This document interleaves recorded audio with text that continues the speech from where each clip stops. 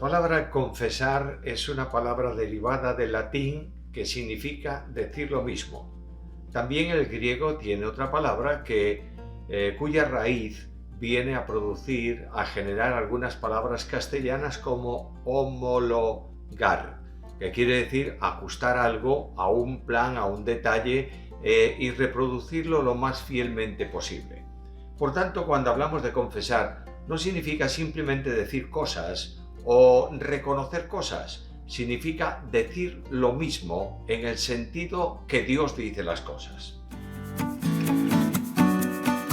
Cuando Pablo, el apóstol, habla sobre el modo de ser salvo a una persona, dice en Romanos capítulo 10, versículos 9 y 10 estas palabras: que si confesases con tu boca que Jesús es el Señor y creyeres en tu corazón que Dios le levantó de los muertos, serás salvo, porque con el corazón se cree para justicia, con la boca se confiesa para salvación. El primer paso es creer. La única manera de recibir la salvación, perdón de pecados, vida eterna, es creer. Dios llama a la fe. Y Cristo mismo dijo: cree en el Hijo del Hombre y tendrás vida y vida eterna. Por tanto, el primer paso es creer, pero Pablo dice que se cree con el corazón. Es decir, el hombre entero. Cuando se habla de corazón en la Biblia, se habla del núcleo de la voluntad humana, del núcleo de la personalidad. Ese deseo íntimo, esa persona se entrega al Salvador y lo recibe como su Salvador personal. Inmediatamente que esto se produce, el corazón se llena de gozo porque se llena de Cristo, y dijo el mismo Señor que de la abundancia del corazón habla la boca. Por tanto, un corazón que ha creído se manifiesta al exterior en una boca que confiesa. ¿Y qué es lo que confiesa? Lo que Dios dice: que el único Salvador es Jesucristo y que Jesucristo es el Señor. Por tanto, creemos que Cristo es el Señor, creemos que Cristo es Dios, creemos que Cristo murió por nosotros en una cruz y confesamos, decimos lo mismo que dice a Dios.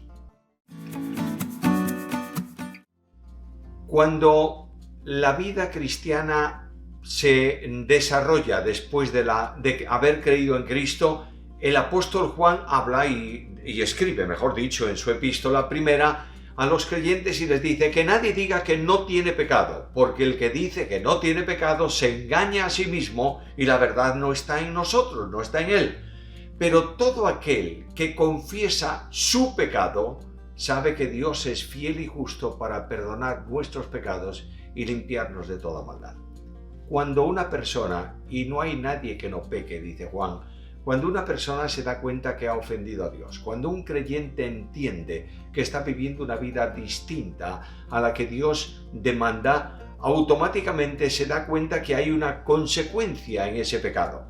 Y la consecuencia que tiene el pecado del creyente es la interrupción de la comunión con Dios.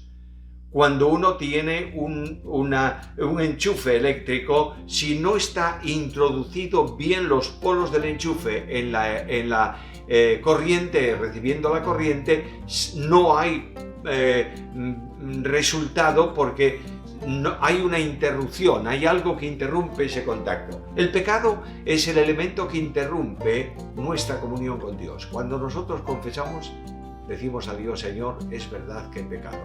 Y tú dices que necesariamente ese pecado debe ser resuelto y yo vengo a ti para resolverlo, porque no quiero pecar conforme a lo que tú enseñas. Cuando esto se produce, se restaura la comunión con Dios.